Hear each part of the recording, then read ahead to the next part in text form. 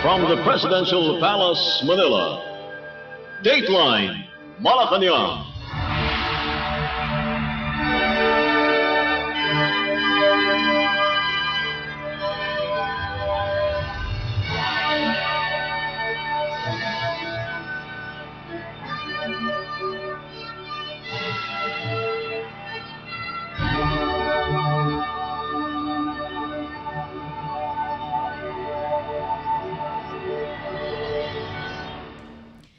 Good day, this is Dateline Malacañang, and here are the news.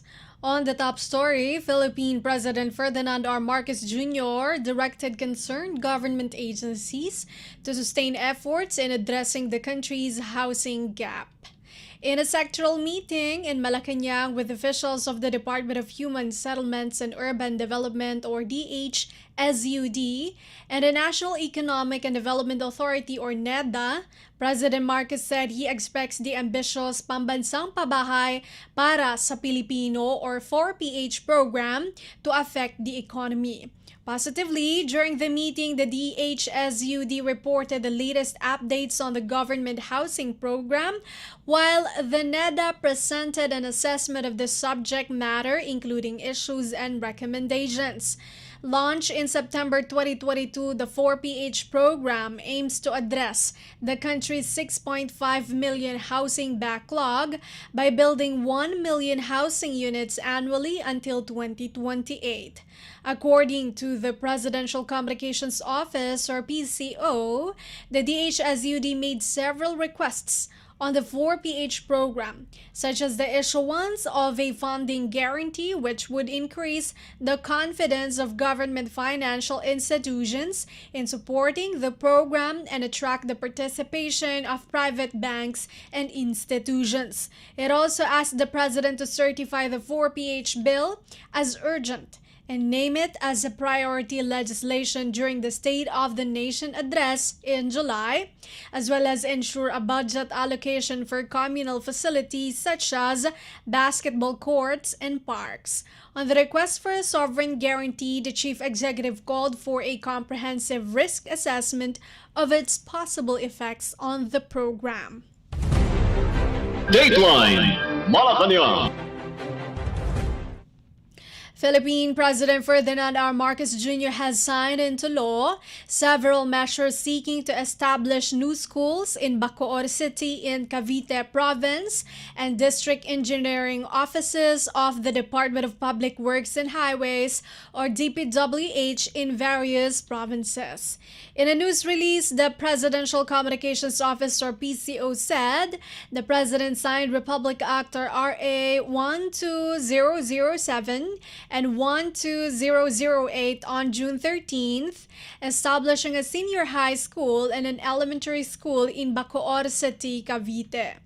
RA 12007 establishes the Progressive Senior High School in Progressive Village 3 in the town of Bayanan, while RA 12008 creates the Progressive Elementary School in the village of Molino 2.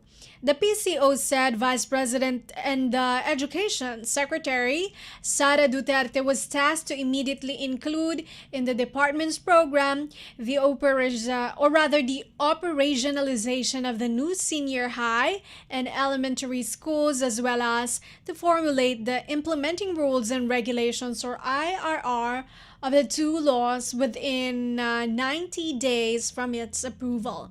In a separate news release, the PCO said the President signed RA 11998 on June 7th, creating the Bukidnon 4th District Engineering Office to be located in the city of Valencia to serve the city and the municipalities of Pangantucan and Kalilangan.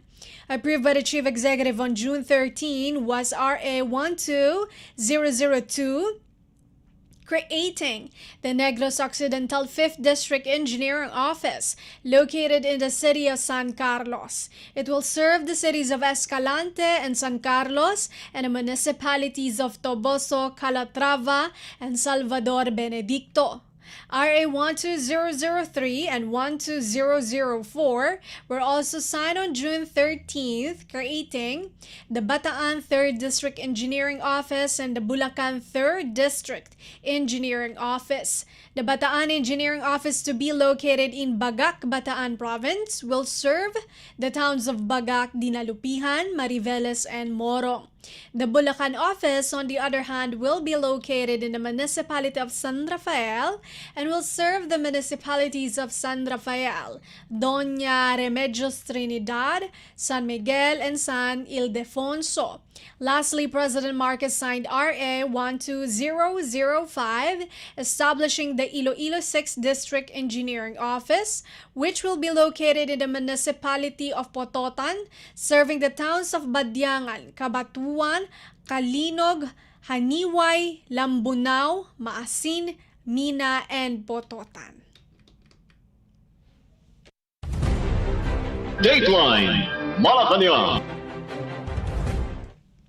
Philippine Presidential Communications Office, or PCO Secretary Cheloy Velicaria Garafil, administered the oath of office to newly installed People's Television General Manager Tony Nebrida in a ceremony at the Malacañang Palace. Nebrida said he intends to review the current lineup of programs, continue what is already going, and improve to make it better.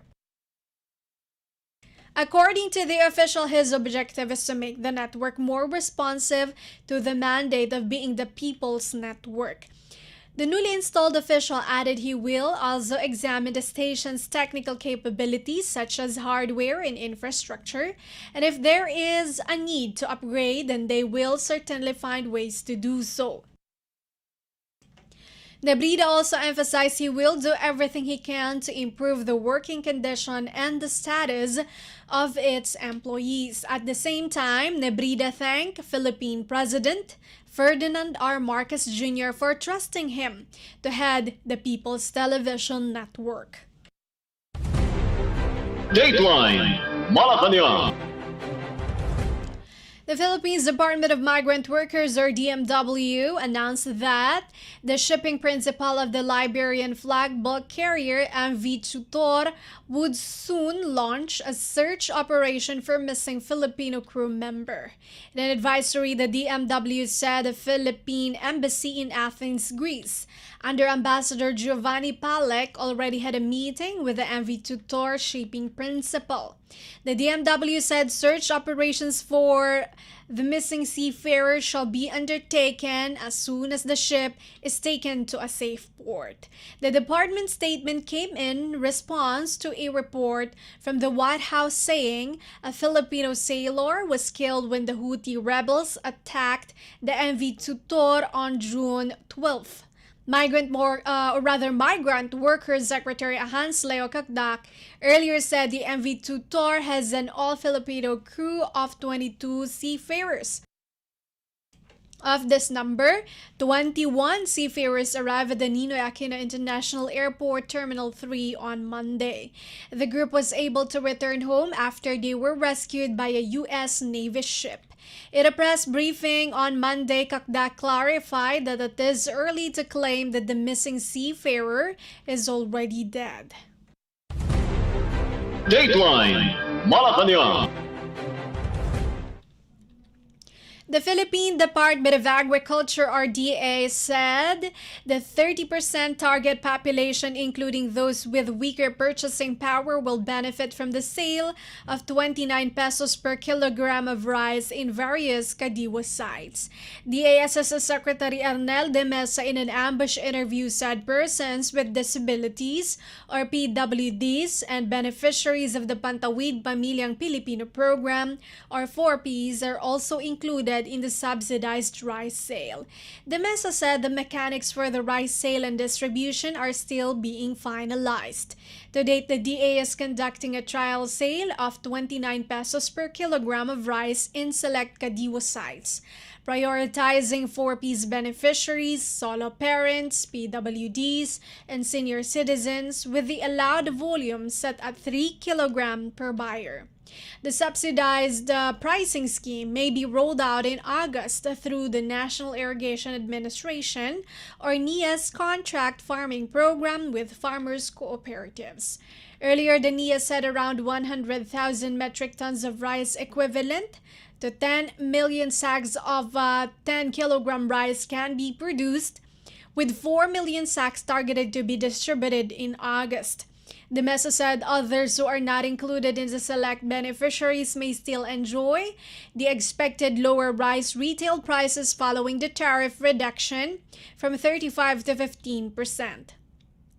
The National Food Authority, or NFA, meanwhile, said it is finalizing a plan to eliminate rebagging to save more funds. NFA Administrator Larry Lacson said the strategy makes NFA act like a trader since its end product is milled rice and not palay. He also mentioned a significant estimated amount of savings with the waiving of 10 million NFA sacks costing 13 pesos each.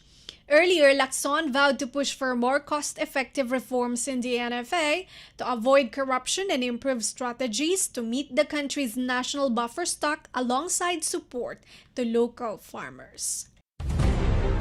Dateline Malacañang. Still from the Department of Agriculture, the Philippine Department of Agriculture or DA said climate smart mapping of areas will help alleviate the destructive effects of the looming La Nina. During the Kapihan sa Bagong Pilipinas or DA Assistant Secretary Yu Nichols Manalo said a strategy which uses consolidated records is important in coming out with location-specific evaluations of areas vulnerable to flooding and typhoon tracks. Manalo said using historical data and the latest forecast from the Philippine Atmospheric Geophysical and Astronomical Services Administration or PAGASA would give a clearer picture when and where to issue advance warnings to farmers, as well as rice varieties to be planted during the rainy season. Based on historical data, Manalo said areas typically affected by typhoons are the eastern portions of the country, with tracks sometimes traversing central Luzon, northern Luzon, or even southern Tagalog. He said the country loses around 500,000 to 600,000 metric tons or MT in palay production during historical typhoons where flooding is prevalent. This is higher than the 191,233 MT recorded losses during the El Nino phenomenon. The DA meanwhile reported that the growth of the agri-fishery sector was recorded at 1.2% in December 2023 from 0.5% in 2022. Among the major contributors to the growth is the increased production in the country's staple, which is around 20.6 million metric tons last year. Various programs, including the implementation of the national and communal irrigation systems, benefiting 136,000 farmers, small-scale irrigation projects for 2,707 farmers cooperatives or groups, distribution of machinery and equipment, improvement of post-harvest and cold storage facilities to 4,178 farmer groups, and over 1,000 fishers, development of farm-to-market roads and expansion of fish ports and landings, and updating of the registry system of farmers and fishers, among others, have helped achieve the sector's gradual growth. To date, there are over 7.65 million farmers and fishers registered in the registry system for basic sectors in agriculture, or RSBSA of the DA, with more than 2.7 million registered rice farmers. For palay, Manalo expressed optimism in attaining the 20.44 million MT target production for the year, despite the looming La Nina.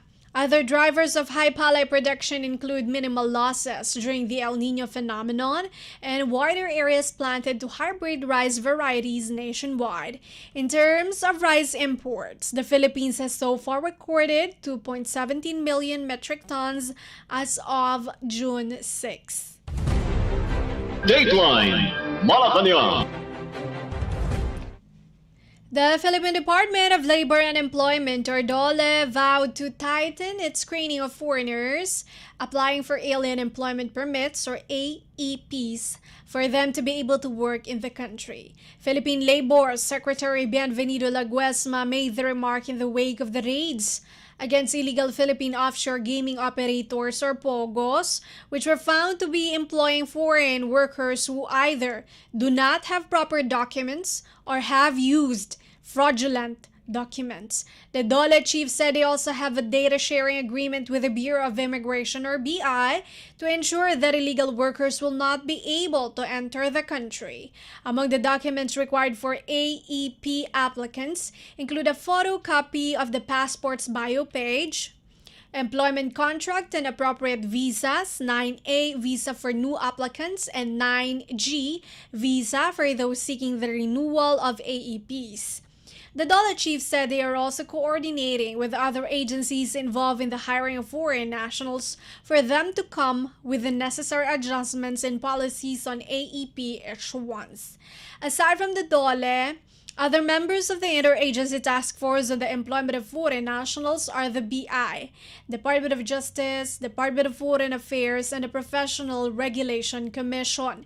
Meanwhile, Laguesma said they are working with the Philippine Amusement and Gaming Corporation, or PAGCOR, regarding inspections of POGOs, which are now known as Internet Gaming Licensees, or IGLs. He said one PAGCOR salient policy is the prohibition on work-from-home schemes for IGL employees. Dateline Malacañang. The Philippine Commission on Higher Education, or CHED, said it is intensifying internationalization efforts to support higher education institutions, or HEIs, in the country. In an ambush interview, CHED Chairperson J. Prospero de Vera III noted a significant increase in the number of Philippine universities joining the global rankings for internationalizing university programs and projects. Among CHED's efforts include providing opportunities for PHEIs to join international education fairs through sponsored Philippine booths, sponsorship of officials of select universities traveling to other countries for immersion and possible program adoption, and continuing workshops among PHEIs for global ranking requirements and compliance. De Vera said presidents of Mapua University, National University, Polytechnic University of the Philippines, and Philippine State College of Aeronautics are among select university heads currently on sponsored visits abroad. The CHED chief also cited the adoption of best practices among PHEIs, especially from excellent performing universities in the global rankings like Mabalacat City University, which secured the highest rank in terms of the use of information technology, or IT, in teaching. He said the 86 globally ranked PHEIs only account for the results of World University Rankings for Innovation, or WURI, and Times Higher Education Impact Rankings, or the THEIR, and the figure may still increase once the Quacquarellis-Simmons, or QS, rankings release their results. De Vera, meanwhile, underscored the need for a very good and specialized understanding, training, and tools in PHEIs to address current mental health challenges faced by students. He made a statement as the CHED entered into a memorandum of understanding with Unilab Foundation Incorporated, which seeks to train counselors for suicide prevention and awareness programs in colleges and universities. De Vera also highlighted the need for peer counseling, considering the dramatic change in needed interventions, and minimized the applicability of traditional safety nets for mental health. In 2021, the University of the Philippines' fifth Young Adult Fertility and Sexuality Study showed that 1 in every 5 Filipino youth aged 15 to 24 have considered ending their lives. Dateline Malacañang.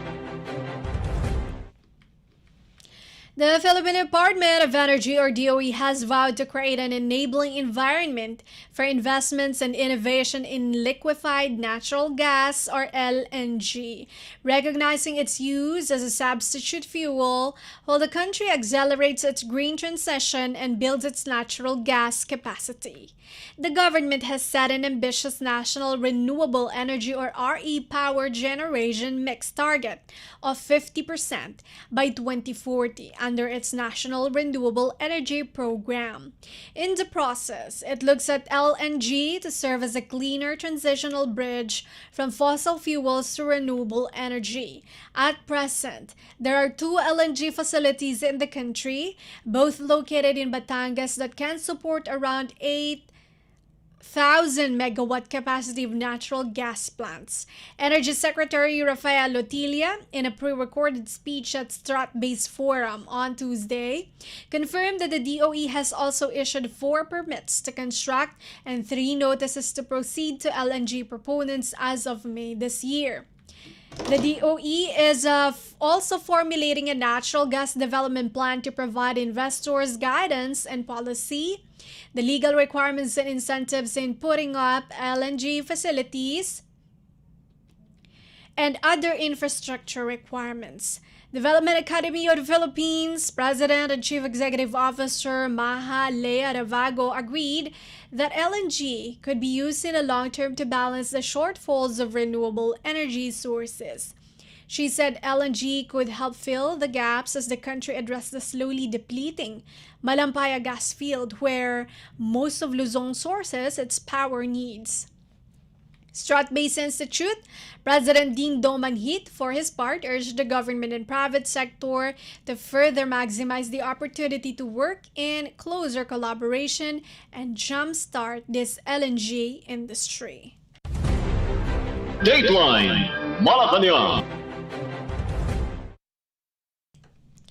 The Philippines and Australia successfully concluded its month-long Kasangga military exercise.